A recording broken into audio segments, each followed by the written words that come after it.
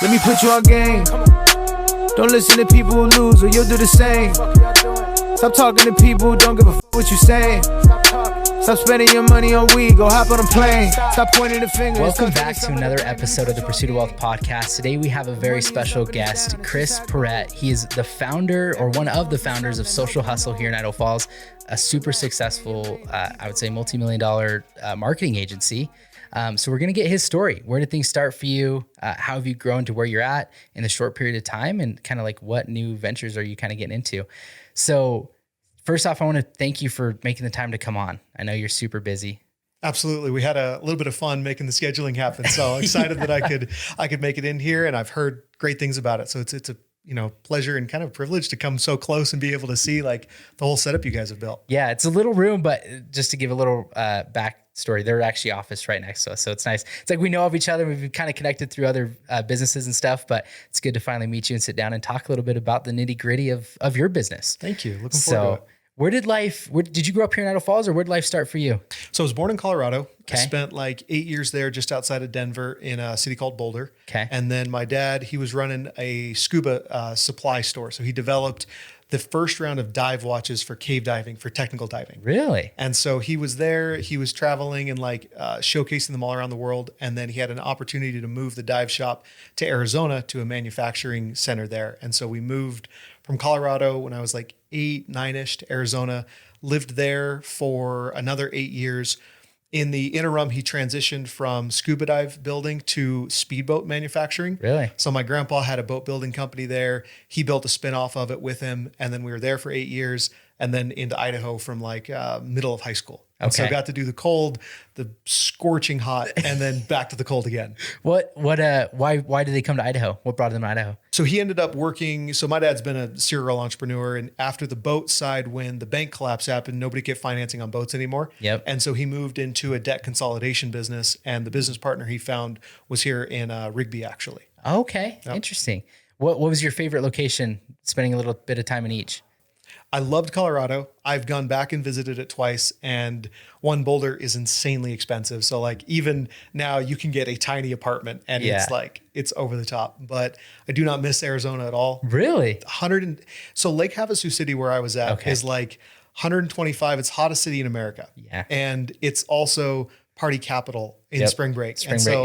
Growing up there is just like a kid, not a great like family kid location. Yeah. Cool for visiting.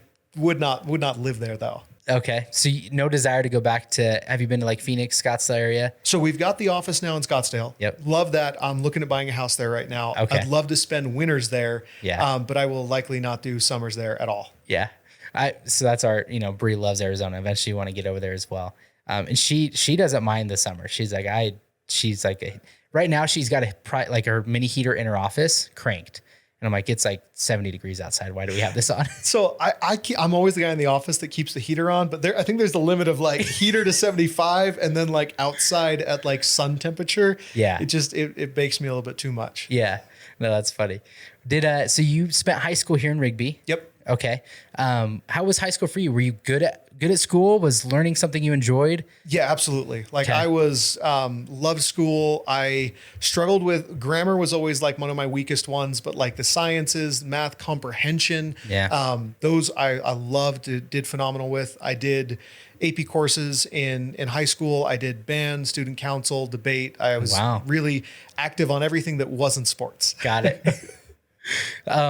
So for me, like similar, grammar and English is still one of my worst subjects. Yep. But I love like economics and I loved math and those kind of things.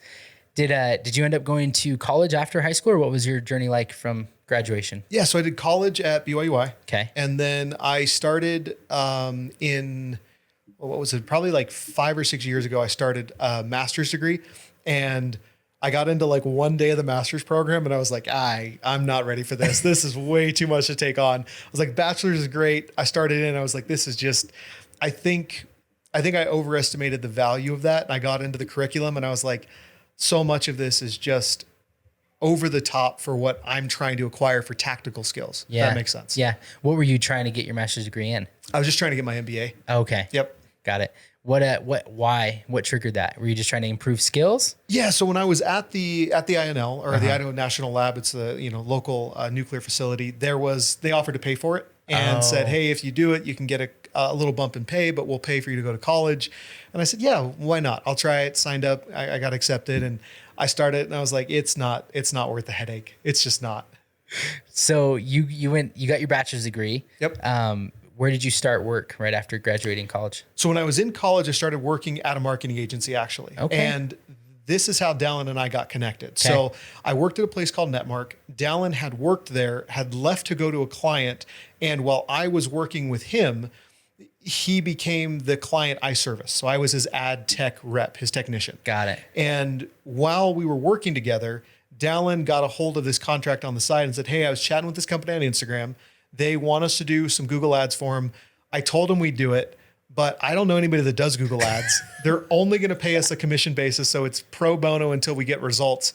Would you work on this with me? Because you're the only person I know that does Google ads. So like he'd sold it, he'd closed it. They were ready to go. And he's just like, help.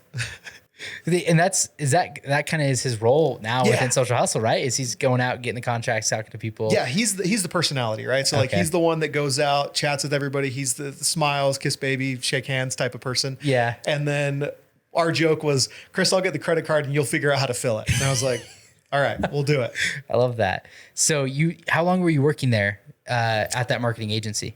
Two, almost 3 years. Okay. Yep. Where did you go after that? So we went to Melaleuca, and at Melaleuca, I took on a digital business analyst role. So I was doing data map processing, system processing, like how different web events and web systems would work. My job was to meet with stakeholders, collect requirements, analyze the process, script it out in a manner the developer could read, give it to them for implementation, and then review, like approve that it was done right, and then present that back to stakeholders. Okay. Wow.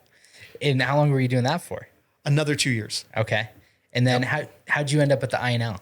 So one of the guys that used to have my position actually went to the INL. Okay. He loved my boss and was like, kept stealing people from my boss because he was an incredible manager. Yeah. And he found out that I was there. We chatted and he's like, hey, that's what I do. I steal McKay's people. So like, can I steal you? And so we sat down, hit it off, and they made me a job offer to move into an IT project management. So I took all of that process management, rolled it up into project management, and then moved over to the INL for another like roughly 2 years. Okay. Doing IT stuff. Yep. IT project management. Okay. So same, collecting data, real about organization, process management, process definition. Okay. Were you still working with Dallin on the side? The whole time. The whole time through this? Okay. Yeah. So like when we started on this client, they were paying us nothing. We got them up to like, I remember I was so excited. We got our first check for like $200. And I was like, we've done it. We've made it. I can pay for my car payment now. This is incredible. Yeah. That same client is still with us. Really? 8 years later. So they're GLD, the gold jewelry company. Oh, wow. So we've been with them since we didn't make anything. Yeah. And they're now the number one client. They spend 7 figures a year with us. Oh, yeah. We manage 7 figures a month for them. So it's been this transformative journey where like they were the foundational client that let us start the whole agency. Really? I had no idea. I knew you guys managed their stuff, but I had no idea they were your first client. Yeah, they were the whole start to all of it. And that's why, and again, if like they get anything because like I owe so much to them, but we've also been with them through their acquisition. We met with their, like the private equity company that acquired them. Like we took them and walked with them through all of that. Really? So what were they when you guys initially met with them? Like how big were they when you guys started? Oh shoot. I mean, maybe a 20th of the size that they are now. Really? So like in the single digit million, like low, probably single digit million, ARR. Okay. And you guys have scaled them to, I mean, or not scaled them, but helped scale them. Yeah. Been a part of their growth to where they're at now. Yeah. And they're, I mean, going up on breaking the 100 mil, mark now. Wow. That's so impressive. What kind of deal did you guys structure early on? So I know it was like pro bono paying. Did you guys end up getting, how did that grow? And how did you become the person that's going to their like acquisition meetings and helping with that? So initially we started on a percentage of revenue. So we did, I think it was like 4% of revenue or something. Okay. And we did so good that they were like, Chris, we can't pay you that anymore. Yeah, and like, that's a lot. We actually worked up a bill that took them 2 years to pay off because it was so big. Wow. They just made installment payments on it for like 2 years. And we've had to restructure our billing with them. Yeah. I think 5 times now because the bills got too big, where I was like, yeah, we're charging more than your credit card is costing you. So, but now we've got really, really low percentage that we take on performance. But it grew from like running Google ads to every time they'd give us a project, I kind of became the gopher for the CEO. He'd say, Chris, go check this out. Hey, this is an opportunity to go report back on it. Like, hey, go explore Reddit ads, go explore Snapchat, go explore TikTok, go explore each of these. And we went and explored TikTok. Boom, we spun off a whole arm and developed a department of the company. And now we have a dozen clients. Got it. And each time we'd use them as kind of the guinea pig, they'd get the service out of it initially for cost or for free. Yeah. And then we'd turn it into a service we could offer. So we partnered with them on a lot of exploration. And from that, being there for like 8 years now, when they go to meet with the PE firms and they did the diligence, they're like, hey, you got to meet Chris. Like, he's the one who's led all the paid strategy. So I'd go and I'd walk the PE firms through, okay, here's how we did it. Here's the actual CAC and the actual growth. And so by being that like core pillar of the company, I got pulled into all of those meetings. Wow. What a crazy journey. It is. I look back on it, sometimes I can't believe it. I'm like, I don't even know how we went down this path, you know? It's so cool. So how long were you guys, what year did you guys start working with them? So I'd say, I think it was nearly 8 years ago this December. Yeah. Okay. And so you're working at these, Melaleuca and INL for how many years while you're doing that on the side? So I did the 2 years at 2 years at Netmark, 2 years at Melaleuca, 2 years at INL, and then like the last 3 years full time on Social Hustle now. Wow. Yep. So like, and we worked with them part time the entire time until we took this full time. So it was almost 5 or 6 years of working with them part time. Yeah, and we got to the point where we had maybe a dozen and a half clients on the side. We were working part time in combination with them. Okay. Yep. So you guys were kind of building this little side marketing company while you're still working. And it was all just one service too. The entire time until we went full time, it was just Google, and that was really it. Okay. And then once we went full time, we kept getting asked, like, we had the name Social Hustle, but we didn't do social, right? Like, we didn't do Facebook, we didn't do anything else. It was like, Social Hustle, Google Ads. That's what I'm good at, you know? Yeah. Did I want to shed light on that, because a lot of people could look at you right now and just be, hey, they're like an overnight success. Like the last 2 years, they've just blown up and it's crazy. Well, full story. It's like you guys have been grinding and working on this for the last 5 or 6 years before you ever made the jump full time and try to scale it. I think that's so important for people to realize, because in today's day and age with social media, people just think like, you're going to be an overnight success and you're going to just make millions right off the bat. But every business owner that I've talked to, it's usually about 5 years until they hit that kind of exponential growth curve where things really start to fall into place.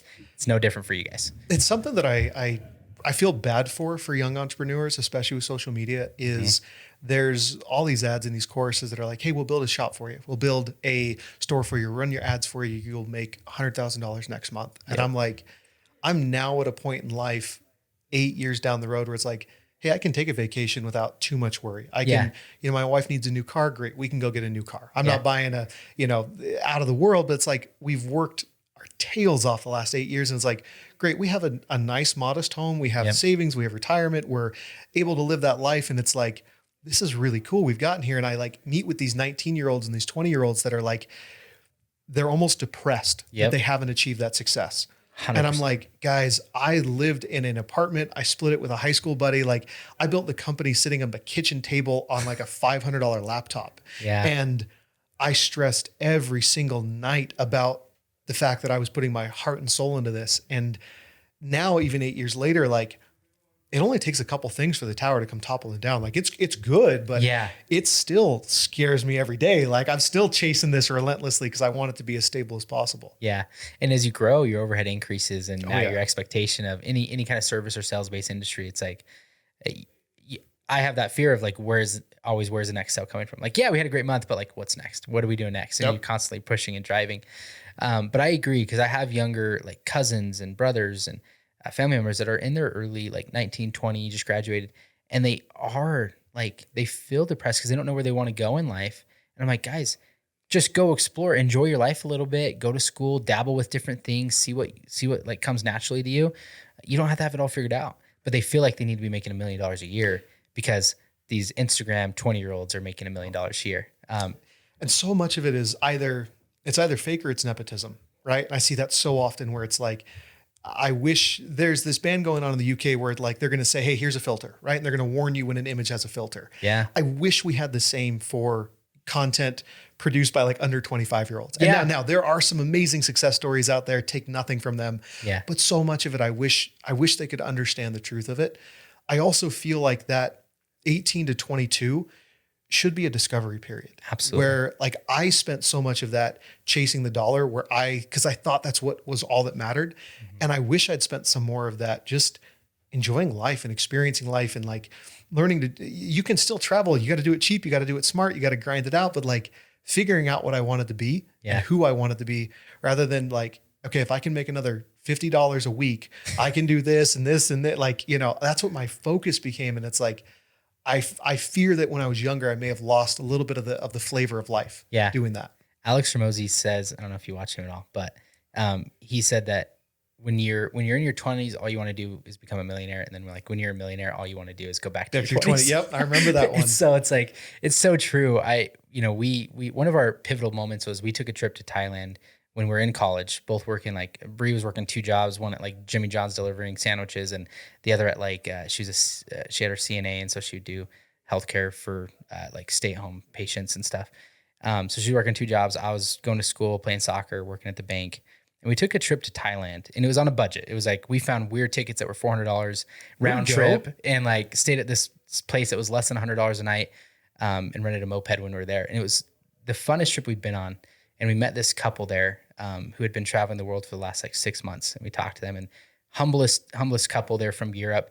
And they'd started a company called Hawkers, the sunglass company. Okay. And they had tried other companies before that. And then that one just finally hit. And then they ended up having like a $50 million exit on it. Humblest people. And that kind of drove me, not going on that trip. I don't think I would have. Right when I came back, I was like, I want to start a business. I want to do something. Cause like I'm seeing these guys and they're living this life. Yeah. And that's what we want to do. We want to eventually get to a point where we can travel. But if I hadn't gone out and experienced those things, I might not have met these different people and have the same vision or expectations. That perspective. Yeah. Yeah. Cause like you only know what you know.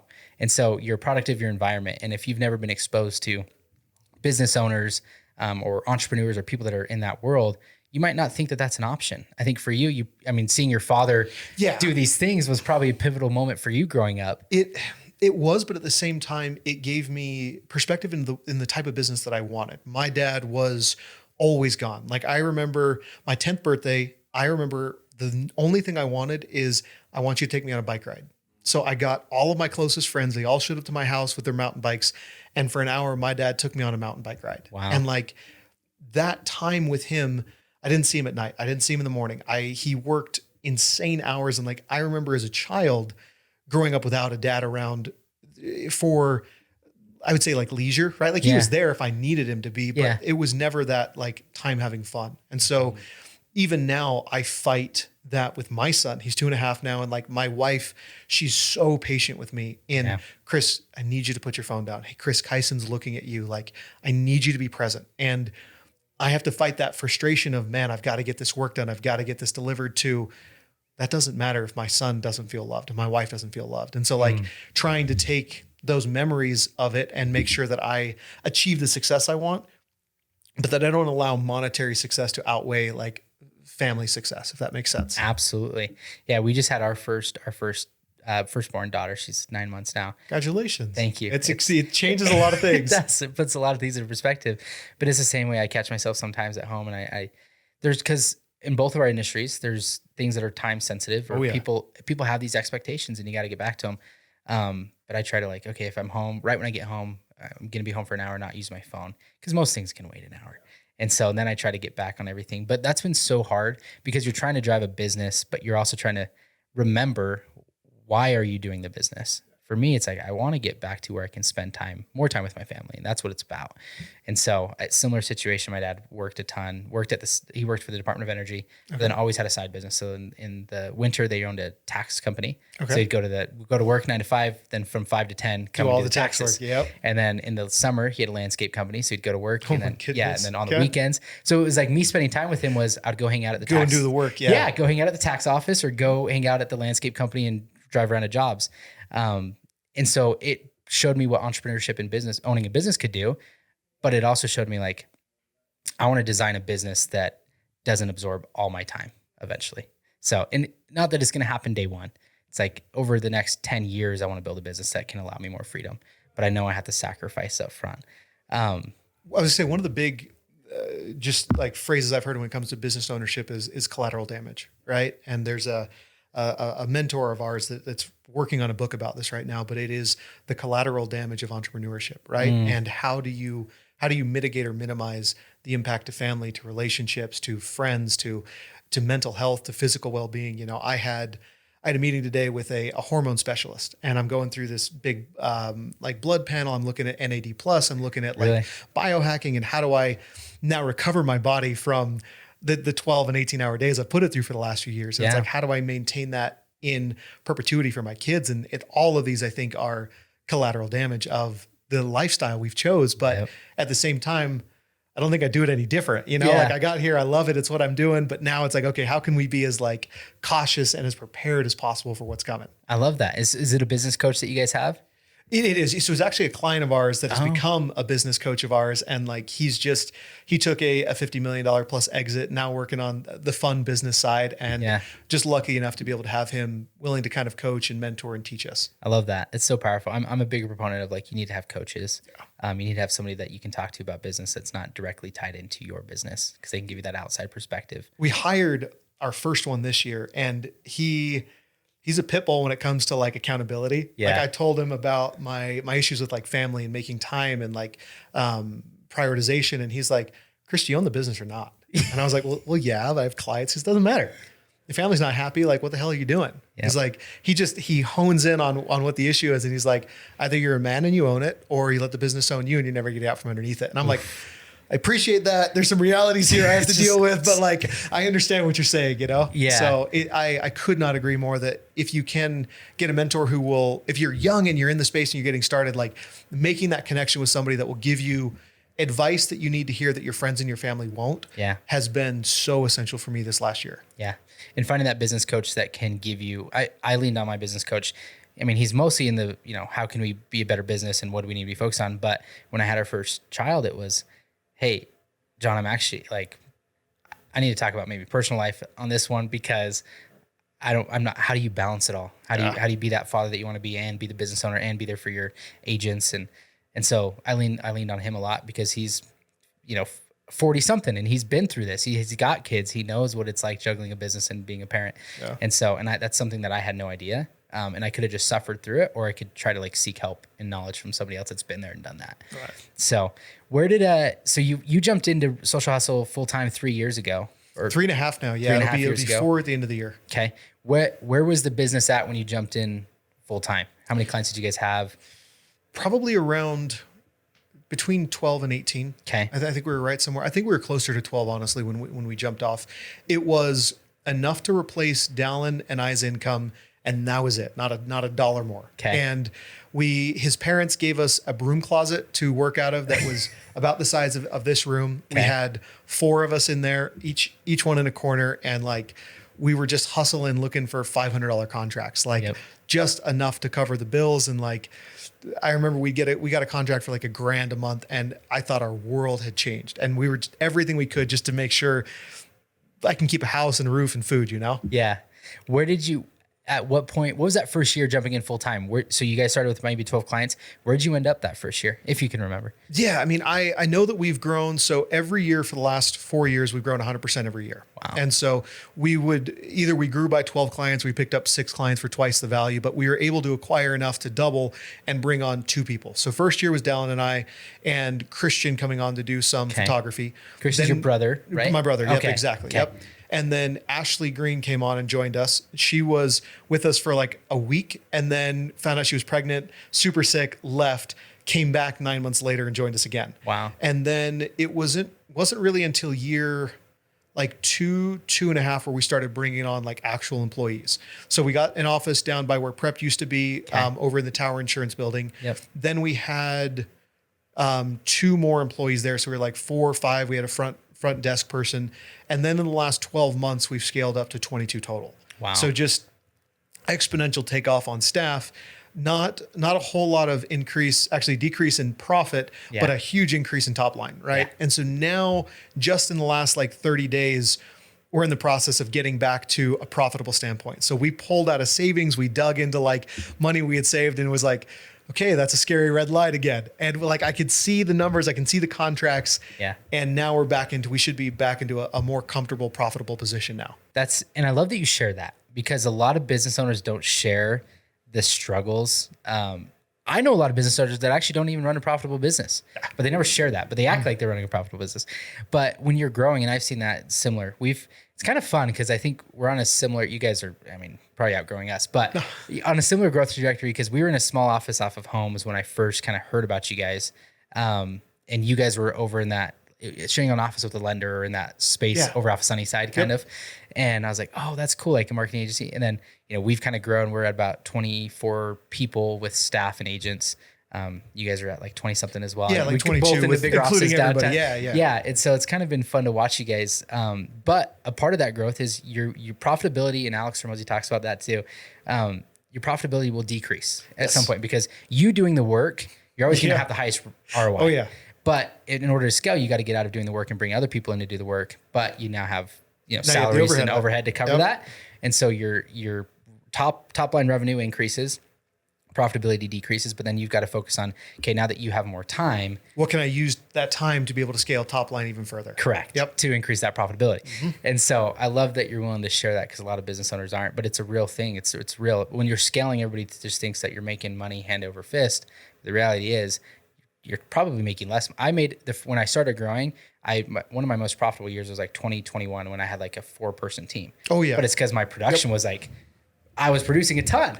And then it's like, oh, cool, you scaled. And it's like, yeah, we scaled and we had a reduction in profitability, but our top line revenue like 4x'd. I don't make as much take home as I made when I worked at the INL and Social Hustle, right? Yeah. When I had both paychecks coming in and like all the money came into us, like my wife and I were traveling the world. We were doing whatever we wanted. And then like we make comfortable money, but it's like, I tell my employees, like, guys, I'm not taking home $500,000. Like I'm not like, you guys get all the money. I'm invested in where this thing's going to be in another 3 years. Right. Correct. Like my exit is my focus here. Correct.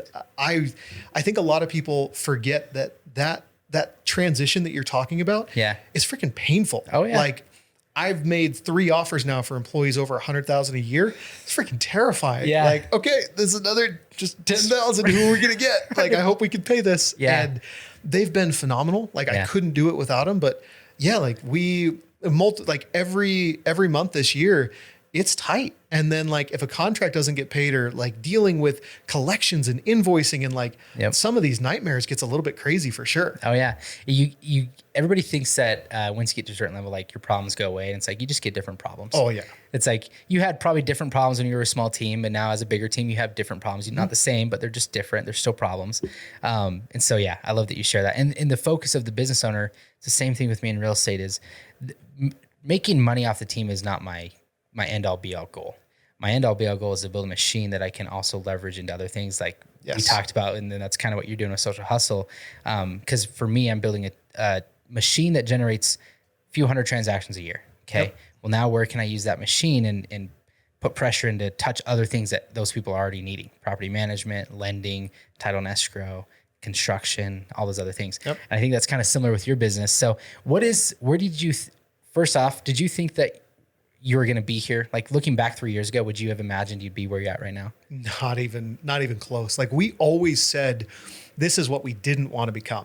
We wanted to be that lean 6-man team, remote, trying to keep high margins, low cost. And we kind of just walked ourselves into this. And like, I look back at it and I'm like, where did this come from?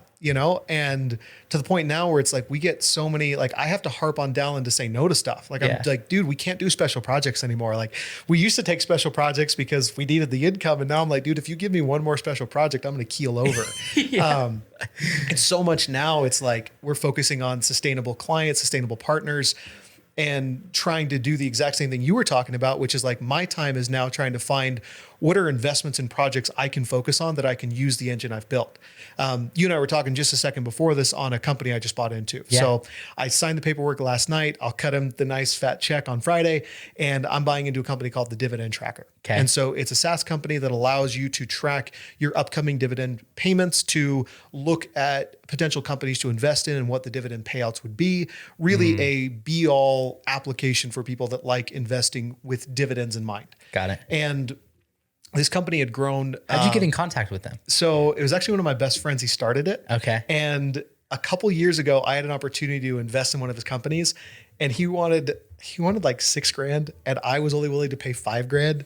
And this was years ago, and that was like a lot of money. I was looking at my savings, like, I don't know if I can do $6. And he took a multi-million-dollar exit this year. And I was like, Next go around. So he approached me on this one and said, hey, chances up again. Like I'm doing this. I've grown it to like, I don't know if I can say, but he'd grown it to tens of thousands a month. And he said, hey, I've grown it here. I've not done any marketing at all. No Facebook ads.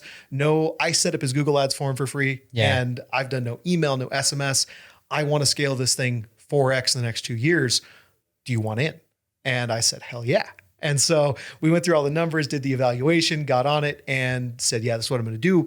But the way I approached it was I bought a portion of equity, and then I made him a pitch for a performance portion of equity. Okay. I said, hey, give me this percentage so that my team can come on and work. So we won't charge you. What we're going to do for him would be like $20,000 a month in services. Wow. I said, hey, you can't afford this because they'll cut your margin by 80%. Yeah. And then I said, and then give me these little tiny points based on each performance target we hit. So we get you to 50, 60, 70, 80, all the way up to 100,000 a month in recurring. And then each of the directors are going to get maybe a quarter percentile, something enough that each of my team members, when this sells, they get enough for a down payment on the house. Yeah. And I've always approached staff and team members with Dallin on like, I want to pay them as much as I can. I'll take care of them.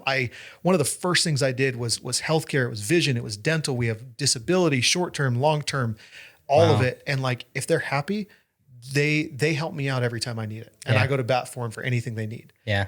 And so we take this, and now we're going to start trying to build this company. Right. And there's a couple others. Like I've got a company we're working on right now that's going to go to market in 30 days. And they're going head to head with like $500 million companies. And we're going to get our equity position in that hopefully next week. And so that's my next big thing is like, I want these little, call it 5%, 10% positions in a half a dozen companies that I can focus on and grow. Those are my big bets. Those are the ones that we're talking, retirement wealth, generational wealth, stuff that I can use to build, the financial house. That's so cool. I want to touch on it because it's SaaS. What is SaaS? For like those that are watching. So SaaS is software as a service. It's a mobile application, a web application, some form of software that provides you a service that is no physical product other than the application itself. Got it. Yeah. Is that the businesses that you're focusing on, or what business are you focusing on trying to take ownership in and build out? So we're primarily e-commerce, and I likely wouldn't have hopped into this one except for one, I knew the founder, I knew the dedication he had. The developer that's on staff has taken 3 exits from other SaaS companies. One of the largest being his exit from Slack, where he was one of the like OG developers there. I love their roadmap. I love their financials and their profitability, and they've done no marketing, right? So like if I can't make it grow, like I don't know what's wrong with it, right? Yeah. Other than that, though, e-com is where we spend a lot of our time. My main growth, like hacker, if you will, her name is Kirsten. She is a meta ads evangelist, and I've not met a single e-com shop that I've given to her that she can't grow. Oh, wow. And so like that's where my huge confidence is. Uh-huh. But I can grow most things if I have a good confidence in it, Yeah, and I love that. So you're looking at, because a partnership only makes sense if both parties are bringing a specific value, and a value typically that one of the partners is lacking. And so this one, for example, is like they're not doing any of the marketing, and that is your strong suit. And so bringing you in as a partner makes a ton of sense for them, especially if you can just scale it. How did you think of offering the way that you offered with the, percent on revenue and or equity on some revenue and then percentage for your team members? Where did that knowledge come from? So I had seen a couple other consultants so let's dial back to GLD. So GLD got acquired by a company called HIG, and they buy e-com companies and they scale them up and they sell them again, like most private equity does. Got it. And two of the mentors that I got out of that partnership, they do consulting and they do equity-based consulting. And so they walked me through, how do you make a pitch for equity? And he's like, one of the guys, he's unreal. He charges $2,000 an hour, and he takes a position based over 2 years. So let's say you want him to consult on your company 2 hours a week. That'd be 100 hours a year. For 2 years, you're at $200 or 200 hours over the 2 years. Okay. He'd multiply that by 2,000, and that would be the equity stake he would need to participate in the company. Got it. And again, I'm not charging 2,000 an hour, but that got my head thinking on, hey, I'm willing to put some cash in this, but I don't want to buy all of the risk, right? Yeah. If I'm going to be buying this company and doing the work and I'm not getting a paycheck, like there's some issue with what's equitable there. And I approach the way I always talk to my partners is say, I don't need an advantage. I need to be equitable. If we're equitable, I'm usually pretty happy. Yeah. And so I said, here's an equitable offer. I will buy this portion. This is my interest from an investor. Grant me this portion to provide you the work staff. And then if I scale this, you're going to make a ton of money. Pay me a performance incentive if I can deliver this. And if I can't, you pay me nothing. Yeah. Right. And we went back and forth a couple of times. Like we even got to the point where he'd sent me a contract, and then he called me and said, hey, I don't like this. We got to renegotiate. He's like, I've given you too much of my company. And I said, well, let's talk. And he gave this giant change. I was like, no. And we found the middle ground. Right. Yeah. Yeah. But it worked out in a way that it was okay. Like I'm always happy to work for my keep. I'm always happy to earn my keep because I know that I can do it. And that also usually gives me a lot more negotiating room as well. Yeah. Is that where you wanted to take Social Hustle originally? What was your guys' original plan with Social Hustle? Like, were you just going to be focusing on Google Ads? I know you've built out a few different, I don't want to sectors or of the company. What was your original vision for Social Hustle? I wanted $500 a month so that I could buy an F-150. Like that's where this all started. I had this like vision in my head that I dreamed of having a truck. Yeah. I drove a Nissan Versa that I leased for like $100 a month. Wow. And I was like, man, if I can make $500 a month, I get a truck. I'll be balling. This is everything I could ever want. Pay my truck payment. Yeah. Exactly. From there, once we hit that and realized, hey, there's some potential here, like we're doing good work. Yeah. It was, I'd like to be able to just do Google Ads, right? Google's what I knew. I worked well with clients as a technician and as a communicator. I brought something to the market that was virtually unavailable. Having somebody that could speak and converse like this, but also go in and do the data analysis, the data analytics, like regression models and projections and all of that. That was what set me apart. That was my differentiator without a doubt. Yeah. And so I loved Google, but I got so slammed. I was working, the 60, the 80 hour weeks, and I was like, I need help. So started bringing on team members and people to help and technicians to do the technical work. And I still did the interface and the communication. And then again, I got so busy that I was like, I got to hand this off. And so I found a protege to start training. And so it just kind of, every time that we set a vision for the company, we grew so much that it was like, I don't know if we can say no to this. Yeah. And now we've said yes to so many arms that we're kind of in this like, okay, we're stopping saying yes to all the arms and let's get this stable. Let's get this working in every department. And then let's grow these departments. Okay. And you guys have taken the office space. Now you guys are in Arizona. Yep. And majority of the team is there now. They right? are. Yep. Okay.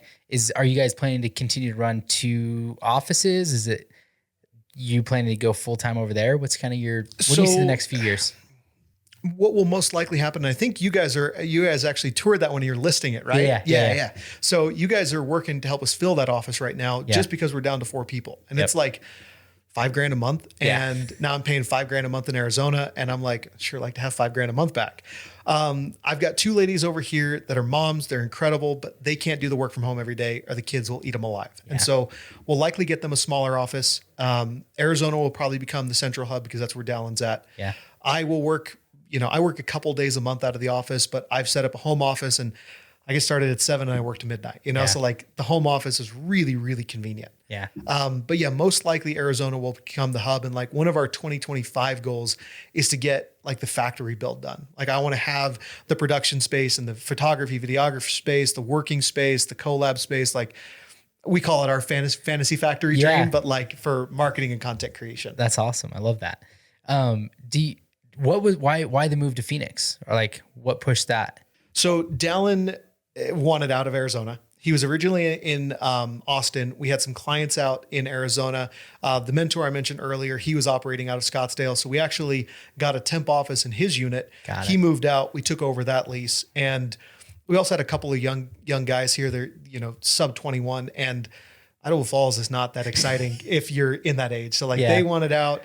It just kind of naturally worked to try to take them over to where Scottsdale's at. We're also working on some real estate there, some Airbnbs. Yep. That's a lot of like what Dallin loves to do. And it just kind of all culminated in, hey, let's do this. And like, this is a good place for everybody to go for the next round of growth. Got it. I didn't know if it was driven by like population and opportunity, because I know obviously like Scottsdale, there's a lot more businesses that are making a lot more revenue that could take on, contracts and stuff. So I didn't know if that drove it. Or with what you guys do, does it really matter where you're located? So the business and like the connections, that piece has just started exploding for us. So like Dal was able to go to some different networking events this week and like dozens of contacts and introductions. Like we're attending like networking sessions weekly now. We're going to speak on marketing, but the original crux was like quality of life. I want to be somewhere that I want to be and I'll find success if I'm happy. Yeah. Right. Yeah. Then as far as like where we need to be, like Kirsten, she works remote. Chase, one of my like customer success managers, like he's in a different country every month. So really? Our developer lives in Florida and we got people all across the country. Yeah. If you don't need the structure and the structure of the office, like I don't care if you work remote as long as you get your work done. Yeah. What's been one of the hardest challenges for you growing the business that you maybe didn't think of when you started? Trusting my team. Okay. And I mean that in like I get on a phone call and the client will ask a question and one of my team members will answer it and I'm dying inside to answer it differently. I'm like, I know how to put these words together to say this in a way to hear what they need to hear, but I have to let my team grow. Yep. And I have to have conversations with my directors and my managers, say, guys, if I step out of line out of excitement to protect this client, ping me, tell me, I will work on this. But that has been the hardest thing, is to let go of the control over the client interaction and work on building the structure of the business, the longer reaching arm of it.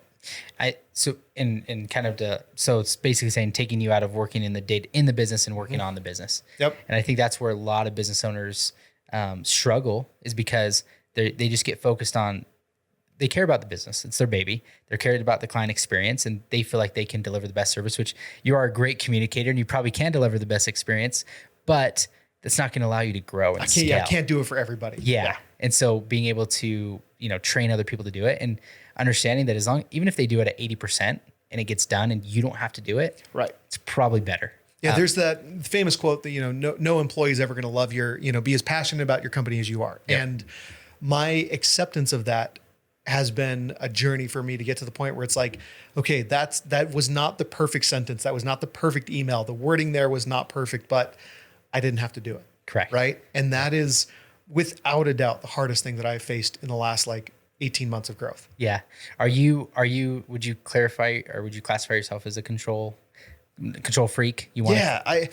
I control freak mixed with perfectionist, right? When it comes to especially data and the way that data is presented and analyzed and discussed, I like it to be clean and perfect, and trying to teach new people that don't have a data background how to analyze data and speak on data and not make assumptions or fallacies. It is difficult. And so right now I'm taking my techs through a data processing course, and we're learning about data analytics and trying to teach them rather than correct them. And again, trying to invest in the team members to turn them into the people that I know they can be and that we need them to be is where a lot of focus goes now. Are you big into reading books? I every day. Okay. Yeah. There's one, I forgot something about highest level of leadership, and it talks about the 4 quadrants of building your employees and stuff. I'll give you I'll reference it to you. I can't remember the name off the top of my head, but that's a great book. That was a really big eye opener for me too, because it talks about the 4 different quadrants and the process of like a new employee and what they go through. And there's that excitement phase, and then there's like that hits them of like, this isn't as easy as I thought it was going to be, and you're trying to build them up to get to that quadrant 4 of where you can give them a task and you know that they're going to know what to do and they're going to get it done to the level that you want. Yep. But it talks about you as a leader, you have to build them up to that. And there's a process that everybody's going to go through. And early on, I would like hire somebody and be like, man, they're not what I thought, or they're not hitting the levels of expectations that I want them to hit. And I'd get frustrated, but then I realized like, it's me as a leader that's not, I'm not spending enough time with them and helping them know the level of expectation I have and how we want to interact with clients and stuff. We have a rule in my office with the managers. Every employee we hire, I want to fire in the first 30 days. I just get so, I'm just like, man, why'd we hire them? What are they doing? This is worthless. And it is because of the level I'm used to operating at. Correct. Where my team says, Chris, this person, you interviewed 200 people and this is the one you picked. Trust yourself, invest in them, give them the time, give them the training, let them get up to speed. And every single one of them, except for one now, after we get through the 30, 60 days, they're great. And I love them. But I struggle with that where I'm like, man, I need this delivery to be perfect. And I'm like, no, just get rid of them. I'll do it. And they're like, no, you're not going to do it. And you're not going to get rid of them. And then it's that, if they're failing or they're falling short, 90% of the time it's on the leader. Like, I'm not giving them the tools. I'm not giving them the training. I'm not giving them the time, right? Like just the attention to be productive and to be successful. And we had this with a recent team member where was really struggling with the performance. We transitioned their position, started giving them time, started giving them attention, started giving them training, crushing it now. And I was like, well, do we need to nix them? Do we need to remove them? And one of the other managers was like, no, let's try this. Let's do this approach. And sometimes I get so hung up on if you're succeeding or not, cut start. Like I want to be as efficient as possible. Yeah. That it's like, no, invest where you stand. Yeah. You know?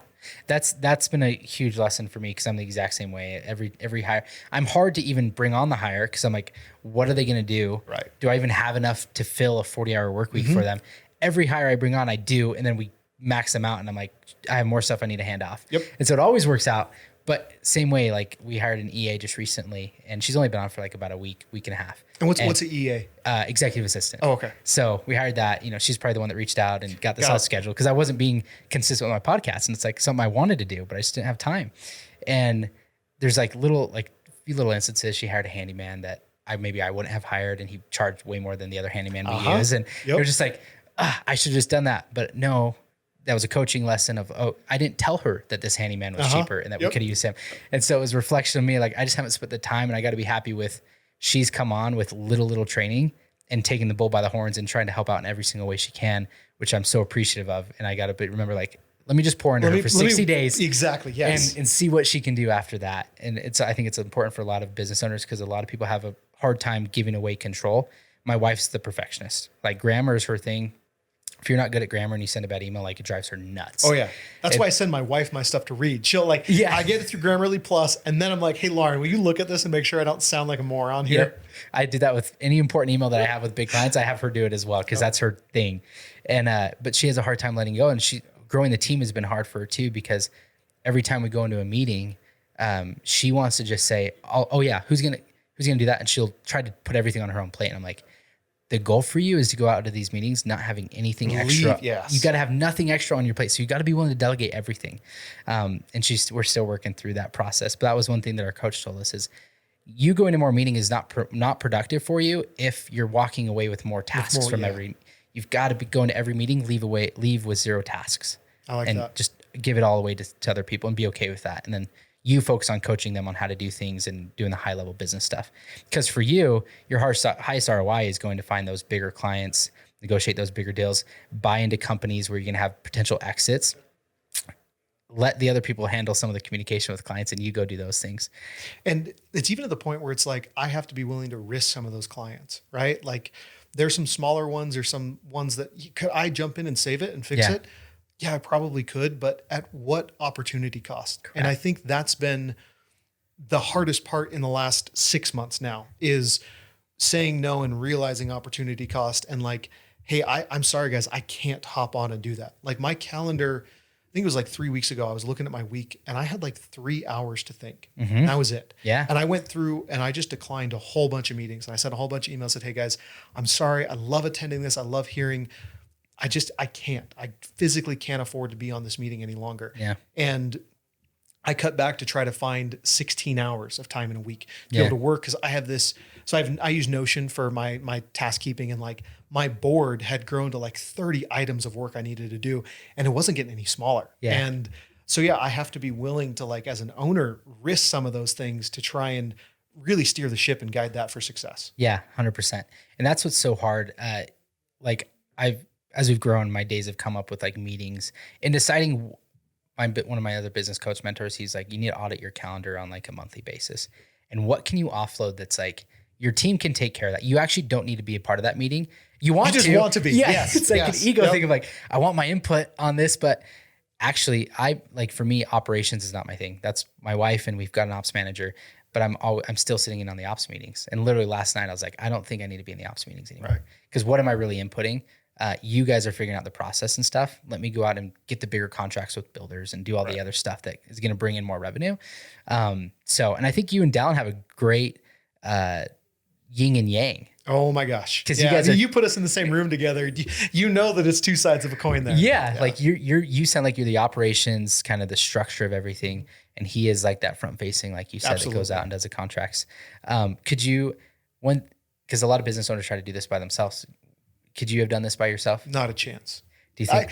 I could have probably gotten enough clients to sustain myself, but I never could have grown it to this level. Yeah. Right. And that really comes from, one, Dallin and I pressing each other, accountability. Yeah. Yep. And two, like, I just enjoy having a partner. I enjoy, like, I don't have an interest to go and build a company by myself, because so much of what I'm trying to do right now is trying to find, if I'm not pushing with another person, I'm like, I like having the partnership. Yep. Now, I've had so many other friends in business that have had horrendous partnership experiences. And sure.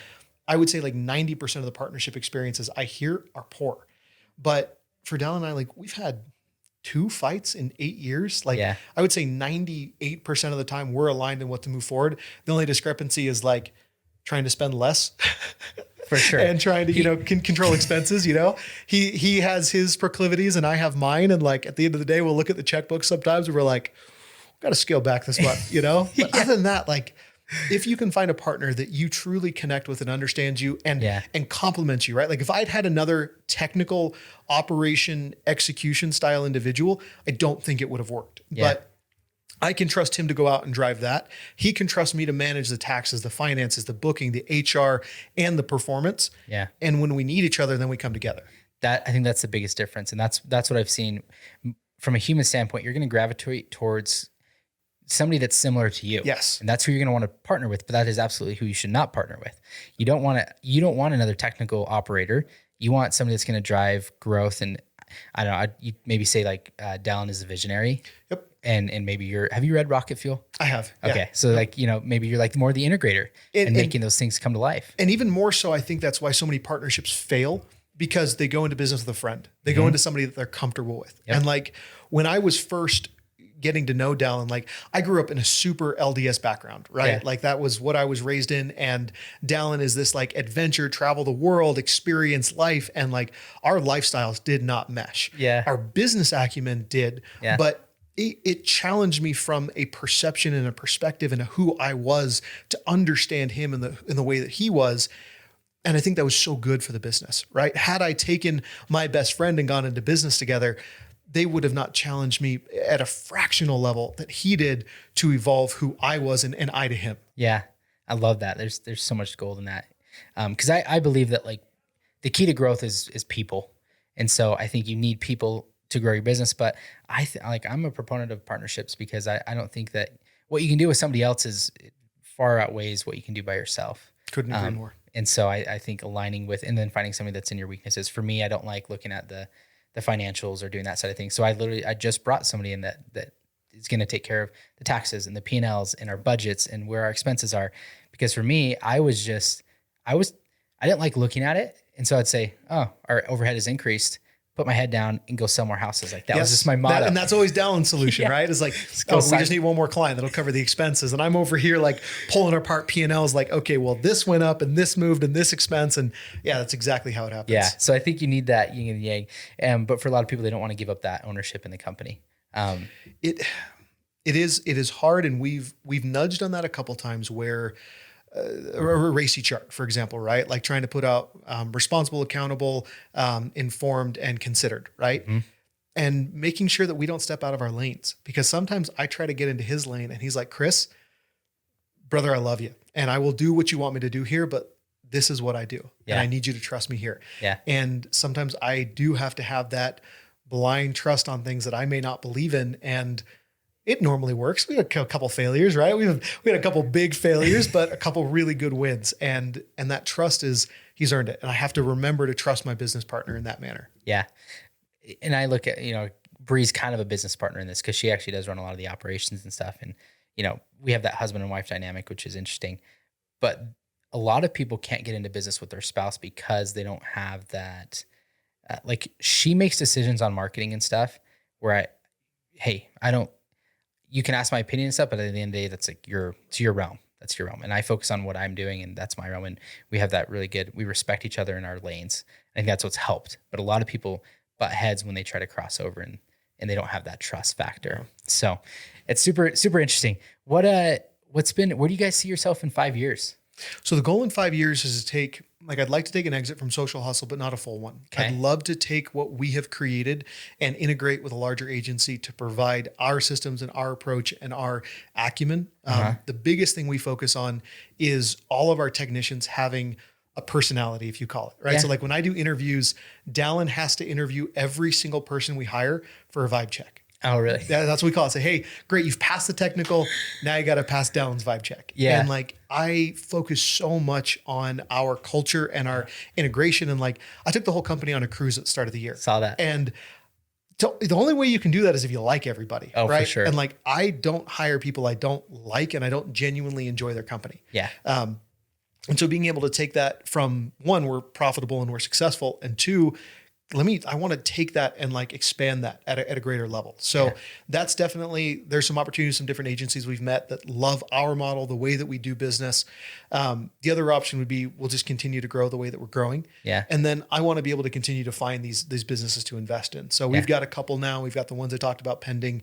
I'd like to be able to take those and then the next 5 years, be able to exit multiple of those. If I can take 6 secondary exits in the next 5 years, that puts me on my road to wealth that I'm chasing just religiously right now. There are a couple of things I want to hit on with that. You sound like a young Alex Ramosi because that's, you're building something and then getting into the acquisitions of building companies and exiting, which I think is awesome. And you're super smart. Everything that you said, it's you have the capability to do all that. Thank you. What is have you sat down with your wife? Do you guys have you sat down and talked about a wealth plan or what that goal is that you guys want to achieve? Yeah. So I think there's a couple different, my wife would be happy if I went and made $80,000 a year and I was there for breakfast and dinner and weekends and vacation. So my pursuit of this is my own goal. Yeah. And she's the one that values family time and personal time over everything else. She's like, Chris, I'd take the smaller house. I'd take the cheaper car just to have the time with you. And so that's why I've put such stringent time requirements on me for by the time I'm 36, I've got to be in a place that I can give my wife what I promised her when we got married. Mm-hmm. And she has been incredibly patient and incredibly supportive for someone that this isn't her dream, right? But it is. She doesn't not love the life that we've gotten out of it. It's just different than what she grew up with, right? Yeah. And so her ask is, what do we need to do to get to, call it $20,000 a month in recurring residual safe income? Yeah. Right. That point for me, that's, you can call that 3 to 5 million in liquid assets that are generating revenue. Mm-hmm. That's the base for me. Once that's established, I can really go do anything I want. Right. Yeah. And that's what I'm trying to achieve is how do I if I can get 5 million cash, put that into whether that's dividends or into liquid investments, that gives me the base to now provide the life to my wife that she's been asking for the last 8 years, bless her heart. Wow. And so, that's my number one goal is to say, everything's provided. I can leave at any time. We go on any vacation, and let's go build a business that we love. Let's go build something that changes people's lives and brings real impact and real difference in lives. And like, she's the soft one. She's the loving one. She's the one that is so giving. And so I've told her, I want to be able to invest in what you love as much as what I love. Yeah. I think that's so impactful. Cause I'm a proponent of like, you need to get on the same page as your wife with where you guys want to go.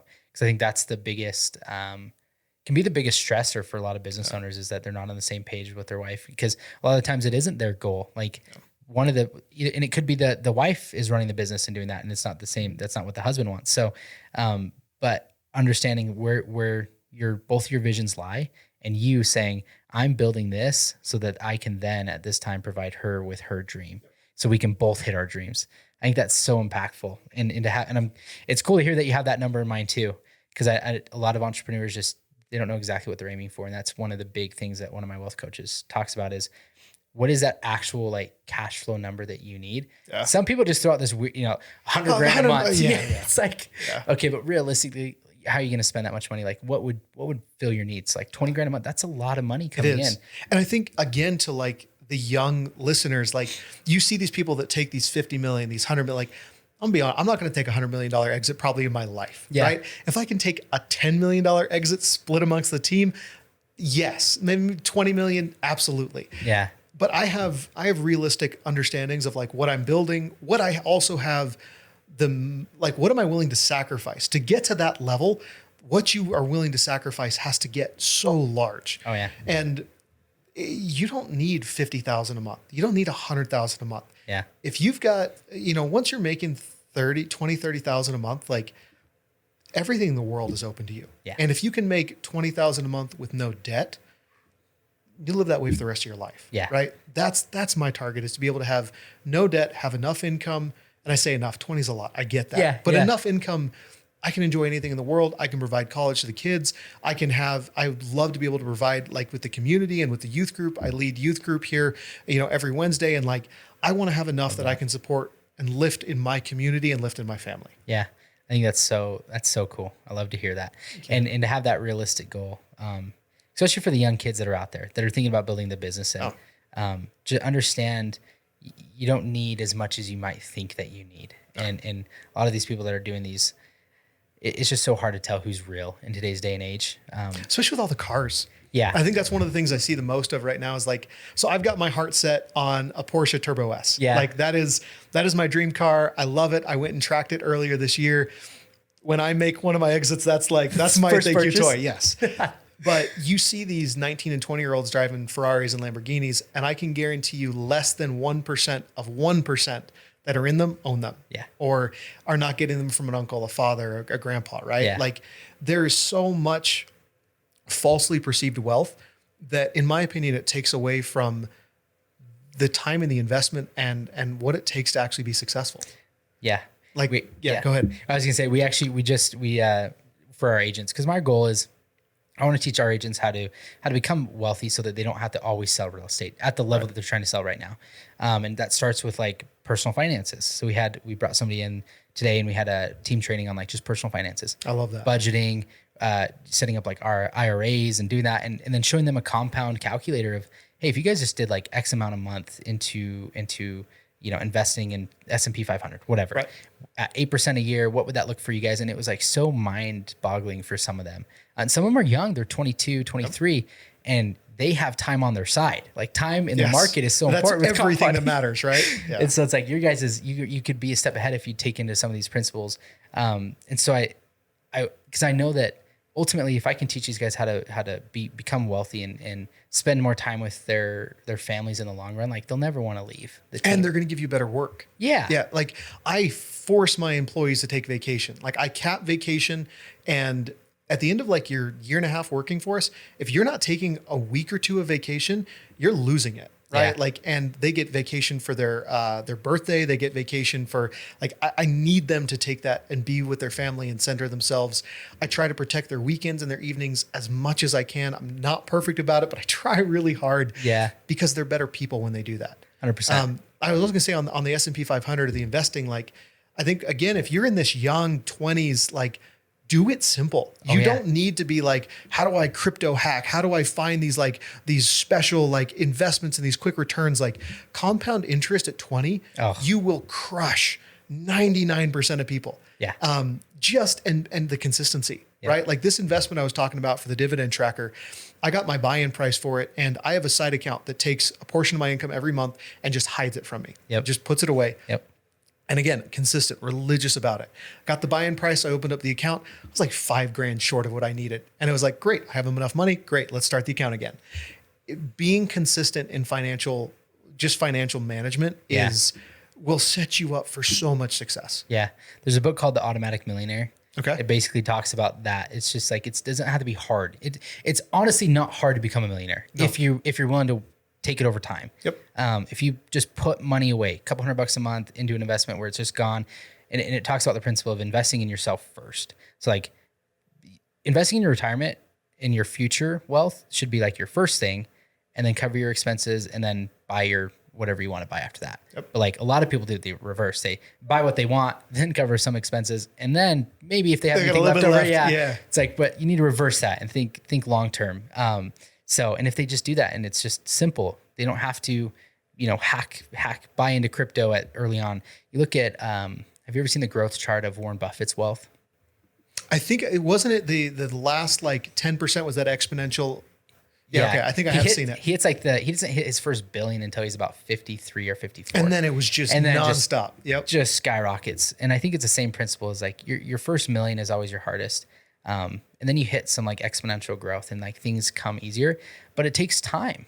So it's like, you're not going to just become a multimillionaire overnight, but if you stay consistent at your activities and you stay consistent with investing, it'll be unreasonable if you don't hit it. You know what I mean? I look at this, a good perception of this or perspective of this for me was my son. So I have a education savings account for him. He gets between $500 to $1,000 a month that goes into it.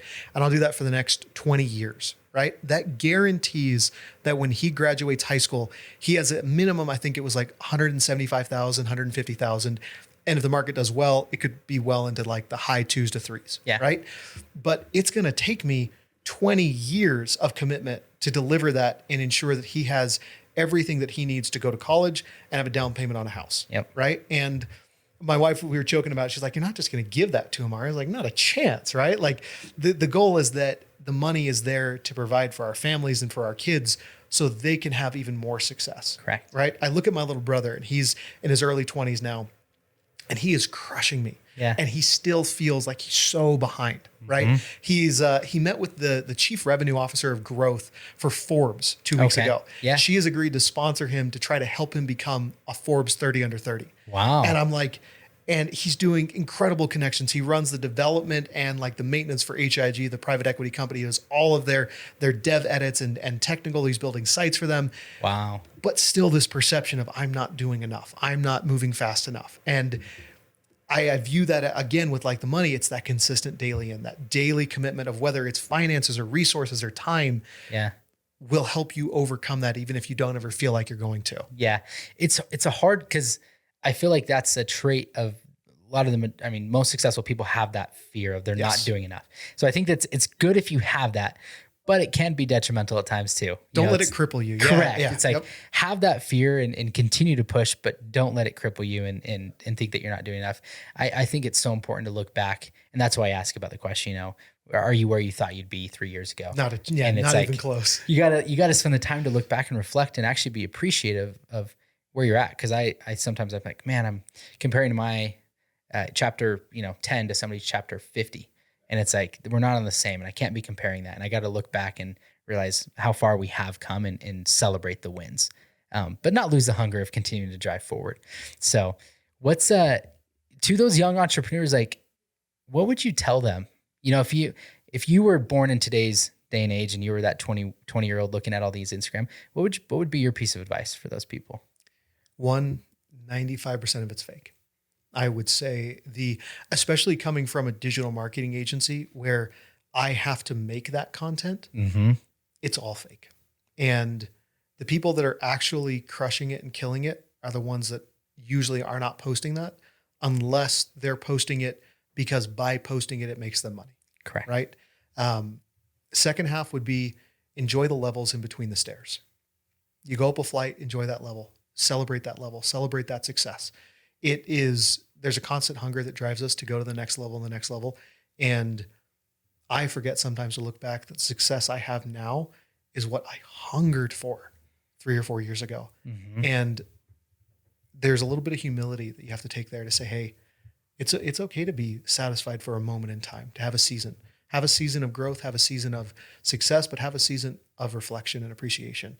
If I go back to my younger self, I would have told him to enjoy it more, to spend more time when I was in my young 20s and stuff didn't hurt. I wasn't tired. I didn't have a kid. Like, I wish I'd traveled more. I wish I had spent more time with my wife and with my family. And I wish I'd embraced the life that I had created and I hadn't been so stressed and so worried. Mm-hmm.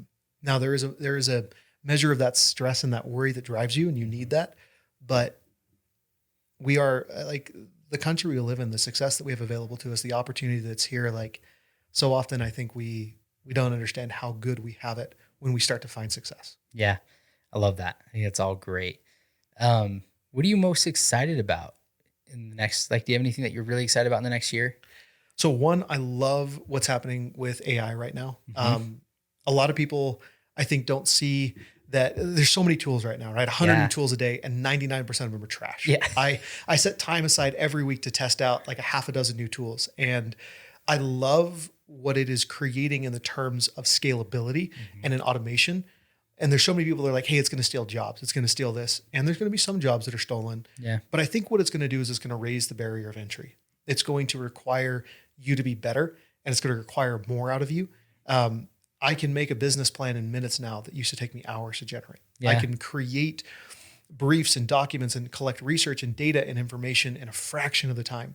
And for me, that lets me be even better. That lets me get a step up on the competition. So I'd say that piece is really exciting. I'm also just really excited for like some of the fun that comes out of business. I think we talk about all the foundations and the savings and like everything you do to be, stable. And then there's like, I got some fun travel coming up. I'm hopefully going to get a fun car. I'm going to be able to spend more time with the wife and kids. Like, I'm so excited for what devoting your heart and your soul to business and to entrepreneurship and growth provides you. Is if you do it right, you get to have a lot of fun. And like, I'm hoping I have a season of fun coming my way before we dive into the next season of growth. Yeah. And I like touching on seasons. Like, there are seasons of business and there's seasons of life. And sometimes like I look back and I was like, man, starting out, I was in a different season. I was going to the gym every day. I like had a lot of time. And then I went through this season of like, that I hope I'm kind of getting to an end of my time's been spread really thin and I haven't been able to pour into what I wanted to for personal growth as much. But I feel like I'm heading into another season where I'm going to be able to kind of realign with some of those things. And it's okay. Yes. Like, it's part of business. And it's part of life. I think like if you as a person, you need to accept that your life's going to have seasons and embrace them. If you get burnt out on this season, or the season's coming to an end and you need something else, embrace that. Don't feel the regret of, hey, I need to recharge, or I need to focus on this piece, or like, I need to do something different to feel me again. Embrace that, lean into that. Your mental health and your mental capacity and the way you feel, I think, speaks so much to what your body needs. Yeah. And as entrepreneurs, I think it's easy to say every month is a growth month. Every month is just all that matters is $1. And like, I had to tell Dallin and some of my other partners, sometimes like, guys, I need a break. Yeah. I need a chance to recharge, connect. Like, I need to get back to the gym. I gained 20 pounds. I got to drop that. Like, I got to get myself right. Yep. 100%. Yeah. I was in that same boat. And it's important to be able to take that time and recharge. It's so important. What are some of you talked about the AI. Are there any tools that you're utilizing right now? Like, what are your favorite things? Yeah. So my top right now is SEOwriting.ai. Okay. It is a content generation platform, but what it does better than every other AI writing is it'll make bullet point lists. It'll make charts. It'll make, it finds quotes. It'll integrate like 5 to 7 unique writing elements that no other writer does. And I use this for blog post content. And then I rewrite it in that format to get around the AI upcoming deprioritization. So that's one. I still love ChatGPT. Like, I have a blast with that. We integrate that with a lot of systems. We're working on building internal secure databases for ChatGPT. So like, one of the big concerns right now is that if you upload a data set into it, now it's in the public mainframe, right? You can build self-contained data sets where you can upload your information into it and it doesn't get put into the main database. So companies like private equity firms like HIG, Yeah. companies that they're investing in, publicly traded companies, they can't put that info in there, right? Yeah. It's a security risk. So we're working on building and offering that as a service right now. I use Jasper for a lot of other small creation content. I've used Midjourney AI yet. So Midjourney is the top for image generation and image creation. So prompt generation with Midjourney is an absolute blast. Yeah, those are probably the top ones right now. And so you've kind of integrated some of those into your day-to-day stuff. Yeah. In So the like business? with ChatGPT right now, we've written a series of, so there's something called prompt engineering, right? Where we've got scripts now that are 5 or 6 pages long, and we'll paste these scripts into a new session to prime the algorithm to then give us an output. And like, I can teach a system how to write an entire Google Ads account, every keyword, every URL, every piece of copy by feeding it this script. Wow. We do that for Facebook, for business plans, for like different research pieces. Like I was building a projection on a marketing plan, and I needed an Excel sheet that had all the different revenue levers, all the costing. I was doing like ROAS and CAC and EBITDA, all of it. And I fed this prompt into ChatGPT and actually spit the Excel sheet out for me. Wow. So I just copied the Excel sheet, put it in, and now I'm operating in there instead of building it by hand. Really? Yeah. How did you figure out the prompting for it? A lot of YouTube. Yeah. Yeah. A lot of YouTube, a lot of free courses where I would download their prompt engineering, and then, it's midnight and I'm just sitting here just typing out prompts and like trying to make one that worked for us. Yeah. I love that. Like, cause so many people, like AI has been this hot topic. But AI, it's still so new that you have to be able to operate it to the way that you want it to be to actually be efficient for you. And so like prompting it and figuring out the prompts of how to like guide it into making it generate what you want to generate is so important. So that's cool. That's super exciting. I love what you guys are doing, and you guys are staying on top of all the innovative stuff. When TikTok was big, you guys armed out and were like, hey, we need to have an expansion into the TikTok world and have somebody operate that, because we know that's what's trending and what's generating it's been stuff. Super exciting, honestly. Yeah, that's cool. Well, any last tips of advice you'd like to share with anybody that's looking to get into the business world, be an entrepreneur, or starting their wealth journey? Any piece of advice you want to share? I'd say the number one piece of advice I give everybody is chase the passion, not the money. I made that mistake early on, and I paid for it, where I made the sacrifices based on the money, and I had to then find the passion. And if you love it and you're good at it and you're committed to it, the money will come. Yeah, I love that. No, absolutely. And if you're the best, when you're the best at something, money automatically comes. Always. So like be passionate and become the best at it. Where can people find you guys? What's social handles? Yeah, Instagram, it's at my social hustle. We're on Facebook or Instagram. Instagram's probably the best one to can find us on. And then like I tell everybody, if anybody wants to talk marketing, just DM me. Just DM us there. I chat with so many people on just questions on marketing, on growth, all of it. Happy to do that for anyone. Sweet. Okay. And you guys taking on new clients? Oh yeah. Okay. Awesome. So if you guys are looking for somebody, you need help with your marketing, branding, TikTok, websites, Facebook. These guys have all the departments to help you, and possibly some AI here in the future. Check out Social Hustle. Chris, I really appreciate you taking the time to sit down and talk with us. It means a lot. Hopefully you guys all got something out of it, but we'll catch you guys next time. Don't listen to people who lose, or you'll do the same. Stop talking to people who don't give a what you saying. Stop spending your money on weed, go hop on a plane. Stop pointing the finger and start taking some of the blame. Let me put you on game. Control your emotions, most of the time it's really not worth it. Don't be ashamed and beat yourself up for not being perfect.